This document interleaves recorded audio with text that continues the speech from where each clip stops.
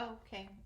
Chapter 15, Hook or Me This Time by Peter Pan's Sir James M. Barrie. Okay, smiling. Odd things happen to all of us on our way through life without our noticing for a time that they have happened. Thus, to take an instance, we suddenly discover that we have been deaf in one ear for we don't know how long, but say half an hour. Now, such an experience had come that night to Peter.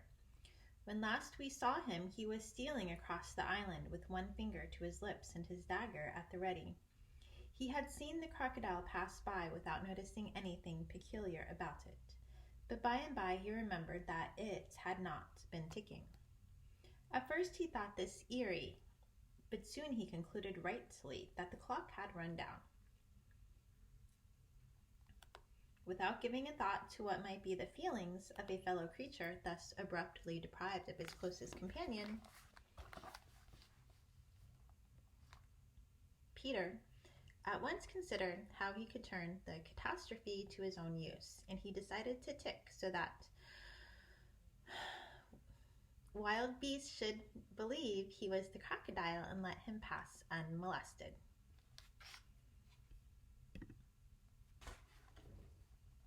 He ticked superbly, but with one unforeseen result. The crocodile was among those who heard the sound, and it followed him, though whether with the purpose of regaining what it had lost, or merely as a friend, under the belief that it was again ticking itself, will never be certainly known, for like all slaves to a fixed idea, it was a stupid beast. Peter reached the shore without mishap and went straight on, his legs encountering the water as if quite unaware that they had entered a new element. Thus many animals pass from land to water, but no other human of whom I know. As he swam, he had but one thought, Hook or me this time. He had ticked so long that he now went on ticking without knowing that he was doing it. Had he known, he would have stopped, for to board the brig by the help of the tick, T-I-C-K, but though an ingenious idea had not occurred to him. On the contrary, he thought he had scaled her side as noiseless as a mouse, and he was amazed to see the pirates cowering from him, with Hook in their midst as abject as if he had heard the crocodile. The crocodile. No sooner did Peter remember it than he heard the ticking. At first he thought the sound did come from the crocodile, and he looked behind him swiftly. Then he realized that he was doing it himself, and in a flash he understood the situation. How clever of me, he thought at once,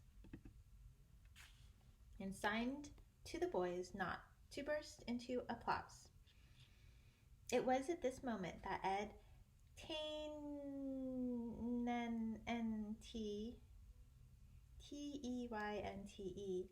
the quartermaster, emerged from the forecastle and came along the deck. Now, reader, time what happened by your watch. Peter struck true and deep. John clapped his hands on the ill-fated pirate mouth to stifle the dying groan. He fell forward. 4 boys caught him to prevent the thud. Peter gave the signal, and the carrion was cast overboard. There was a splash, and then silence. How long has it taken? 1. Slightly had begun to count. None too soon, Peter, every inch of him on tiptoe, vanished into the cabin. For more than one pirate, I literally can't see this with my glasses on. Okay. For more than one pirate was screwing up his courage to look round. They could hear each other's distressed breathing now, which showed them that the more terrible sound had passed. It's gone, Captain, Smee said, wiping his spectacles. All still again. Slowly, Hook let his head emerge from his ruff and listened so intently that he could have caught the echo of the tick. There was not a sound, and he drew himself up firmly to his full height. "Then here's to Johnny Plank," he cried brazenly, hating the boys more than ever because they had seen him unbend. He broke into the villainous ditty. Yo ho, the frisky plank, you walks along it so, till it goes down and you goes down to Davy Jones below. To terrorize the prisoners the more, though with a certain loss of dignity, he danced along an imaginary plank, grimacing at them as he sang, and when he finished he cried, "Do you want a touch of the cat before you walk the plank?" At that they fell on their knees. "No, no," they cried so piteously that every pirate smiled. "Fetch the cat, Jukes," said Hook. "It's in the cabin." The cabin? Peter was in the cabin. The children gazed at each other. "Aye, aye," said Jukes blithely, and he strode into the cabin.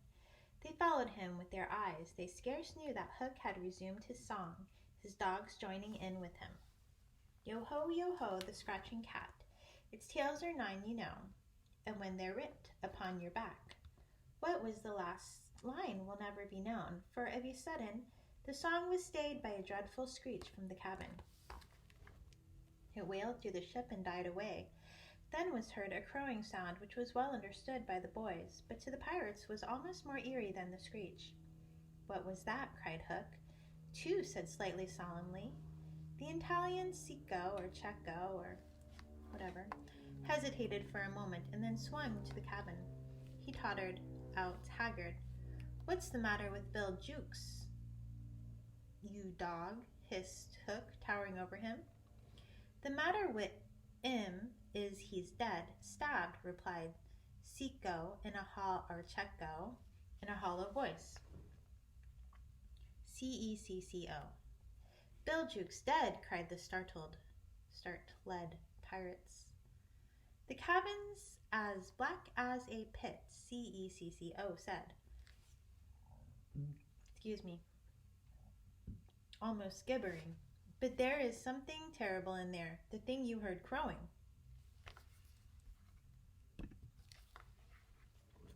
The exultation of the boys, the lowering looks of the pirates, both were seen by Hook.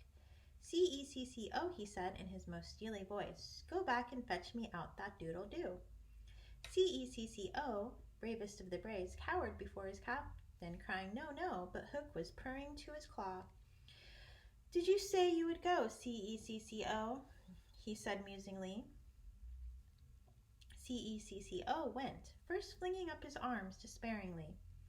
There was no more singing. All listened now, and again came a death screech, and again a crow. No one spoke except Slightly. "3," he said. All these interesting characters with a CHAC. Hook rallied his dogs with a gesture. "'Sdeath and odds fish," he thundered. "Who is to bring me that doodle-doo?" "Wait till Cecco comes out," growled Starkey, and the others took up the cry. "I think I heard you volunteer, Starkey," said Hook, purring again. "No, by thunder," Starkey cried. "My Hook thinks you did," said Hook, crossing to him. "I wonder if it would not be advisable, Starkey, to humor the Hook."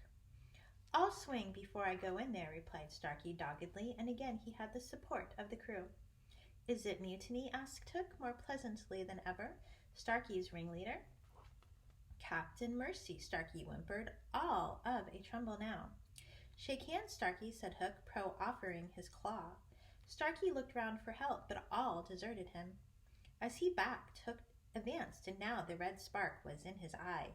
With a despairing scream, the pirate leapt upon Long Tom and precipitated himself into the sea. "4," said Slightly. "And now," Hook said courteously, "did any other gentleman say mutiny?" Seizing a lantern and raising his claw with a menacing gesture, "I'll bring out that doodle-doo myself." He said and sped into the cabin. 5. How Slightly longed to say it. He wetted his lips to be ready, but Hook came staggering out without his lantern. "Something blew out the light," he said a little unsteadily. "Something," echoed Mullins. What of Cecco? Demanded Noodler. He's as dead as Jukes, said Hook shortly. His reluctance to return to the cabin impressed them all unfavorably, and the mutinous sounds again broke forth. All pirates are superstitious, and Cookson cried, They do say the surest sign a ship's accursed is when there's one on board more than can be accounted for. I've heard, muttered Mullins, he always boards the pirate craft. At last. Had he a tail, Captain? They say, said another, looking viciously at Hook, that when he comes it's in the likeness of the wickedest man aboard. Had he a hook, Captain? Said Cookson insolently, and one after another took up the cry, The ship's doomed. At this the children could not resist raising a cheer. Hook had well nigh forgotten his prisoners, but as he swung round on them now his face lit up again. Lads, he cried to his crew, here's a notion. Open the cabin door and drive them in. Let them fight the doodle-doo for their lives. If they kill him, we're so much the better. If he kills them, we're none the worse. For the last time his dogs admired Hook, and devotedly they did his bidding. The boys, pretending to struggle, were pushed into the cabin, and the door was closed on them. Now listen, cried Hook, and all listened, but not one dared to face the door. Yes, one, Wendy, who all this time had been bound to the mast. It was for neither a scream nor a crow that she was watching. It was for the reappearance of Peter, whatever. She had not long to wait. In the cabin, he had found the thing for which he had gone in search, the key that would free the children of their manacles. And now they all stole forth, armed with such weapons as they could find. First signing to them to hide, Peter cut Wendy's bonds, and then nothing could have been easier than for them all to fly off together. But one thing barred the way, an oath. Hook or me this time. So when he had freed Wendy, he whispered to her to conceal herself. Conceal is spelled Conceal, with the others, and himself took her place by the mast, her cloak around him so that he should pass for her. Then he took a great breath and crowed.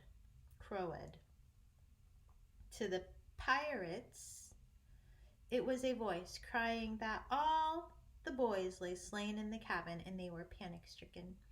Hook tried to hearten them, but like the dogs he had made them, they showed him their fangs, and he knew that if he took his eyes off them now, they would leap at him. Lads, he said, ready to cajole or strike as need be, but never quailing for an instant.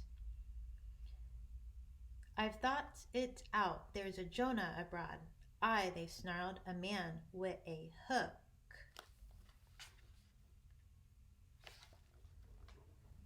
No, lads, no, it's the girl. Never was luck on a pirate ship with a woman on board. We'll right the ship when she's gone. Some of them remembered that this had been a saying of Flint's. It's worth trying, they said doubtfully. Oh, by the way, here is the picture from page 217 called Yo Ho, the Frisky Plank, which is... There you go. Yo ho ho, the frisky plank.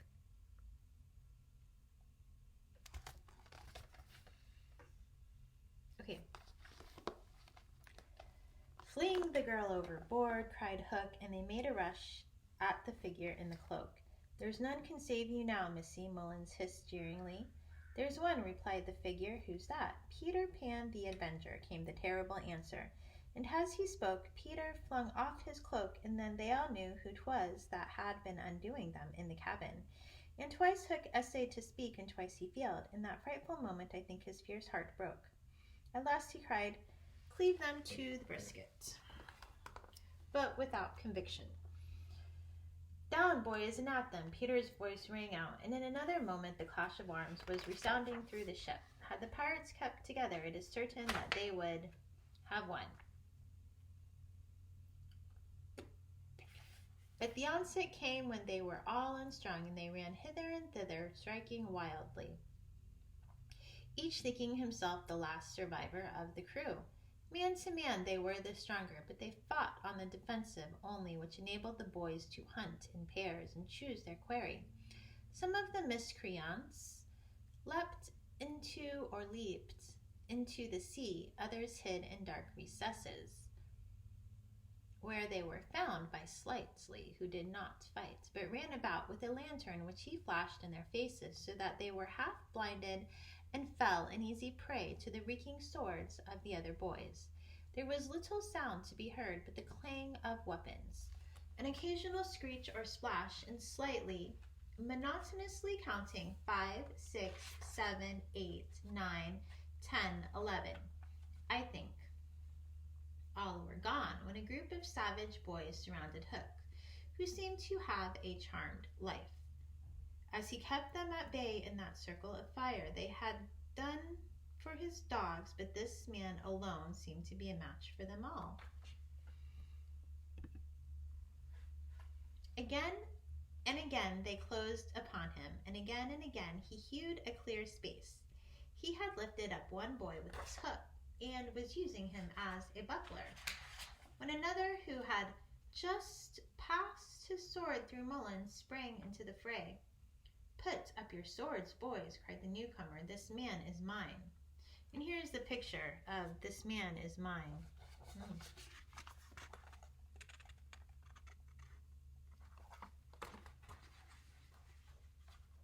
Thus suddenly Hook found himself face to face with Peter. The others drew back and formed a ring round them. For long the two enemies looked at one another, Hook shuddering slightly, and Peter with a strange smile upon his face. "So, Pan," said Hook at last, "this is all your doing." "Aye, James Hook," came the stern answer, "it is all my doing." "Proud and insolent youth," said Hook, "prepare to meet thy doom." "Dark and sinister man," Peter answered, "have at thee." Without more words they fell to, and for a space there was no advantage to either blade. Peter was a superb swordsman, and parried with dazzling rapidity. Ever and anon he followed up a feint with a lunge that got past his foe's defense, but his shorter reach stood him in ill stead, and he could not drive the steel home. Hook, scarcely his inferior in brilliancy, it's kind of a glare right there, huh? There you go. There. Oh, no, too much. You guys don't see that. All right, here. This. Okay, I'll just be closer. It's kind of right there. All right, we'll just go like this. There. He could not drive the steel home. Hook, scarcely his inferior in brilliancy, but not quite so nimble in wrist play, forced him back by the weight of his onset, hoping suddenly to end with a favorite thrust, taught him long ago by barbecue at Rio. But to his astonishment, he found this thrust turned aside again and again. Then he sought to close and give the quietus with his iron hook, which all this time had been pawing the air. But Peter doubled under it, and lunging fiercely pierced him in the ribs. At sight of his own blood, whose peculiar color, you remember, was offensive to him, the sword fell from Hook's hand, and he was at Peter's mercy.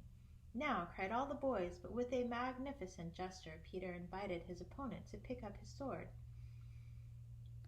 Hook did so instantly, but with a tragic feeling that Peter was showing good form. Hitherto he had thought it was some fiend fighting him, but darker suspicions assailed him now.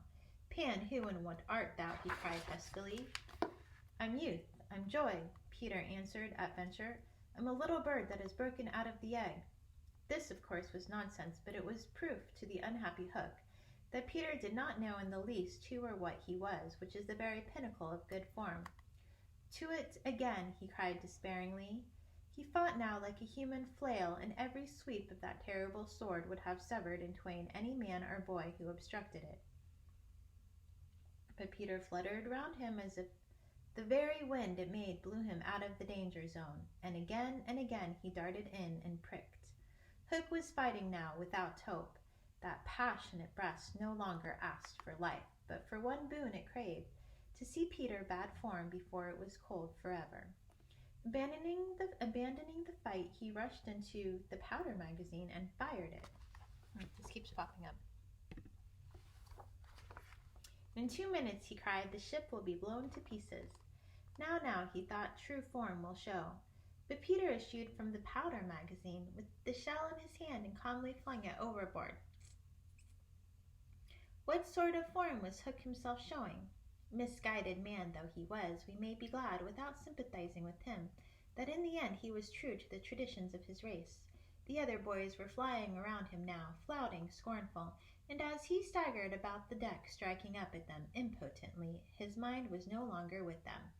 It was slouching in the playing fields of long ago, or being sent up for good, or watching the wall game from a famous wall, and his shoes were right, and his waistcoat was right, and his tie was right, and his socks were right. James Hook, though not wholly unheroic figure, farewell, for we have come to his last moment. Seeing Peter slowly advancing upon him through the air with dagger poised, he sprang upon the bulwarks to cast himself into the sea. He did not know that the crocodile was waiting for him, for we purposely stopped the clock that this knowledge might be spared him. A little mark of respect from us at the end. He had one last triumph, which I think we need not grudge him, as he stood on the bulwark looking over his shoulder at Peter. Gliding through the air, he invited him with a gesture to use his foot. It made Peter kick instead of stab. At last Hook had got the boon for which he craved. Bad form, he cried jeeringly, and went content to the crocodile. Thus perished James Hook. 17, slightly sang out, but he was not quite correct in his figures. 15 paid the penalty for their crimes that night. 15 people. 15... obviously pirates. But 2 reached the shore, Starkey to be captured by the Redskins, who made him nurse for all their purposes. A melancholy come down for a pirate. And Smee, who henceforth wandered about the world in his spectacles, making a precarious living by saying he was the only man that Jas Hook had feared. Windy, of course, had stood by, taking no part in the fight, though watching Peter with glistening eyes. But now that was all over, she became prominent again. She praised them equally and shuddered delightfully when Michael showed her the place where he had killed one, and then she took them into Hook's cabin and pointed to his watch, which was hanging on a nail. It said 1:30. The lateness of the hour was almost the biggest thing of all. She got them to bed in the pirates' bunks pretty quickly, you may be sure, all but Peter, who strutted up and down on deck, until at last he fell asleep by the side of Long Tom. He had one of his dreams that night and cried in his sleep for a long time, and Windy held him tight. And here is a picture that will be read on page 56. We're on page 232. This is called Windy and Peter in the Treetop House.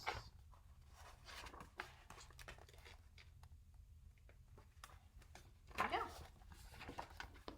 And I will come back in a bit for chapter 16, The Return Home.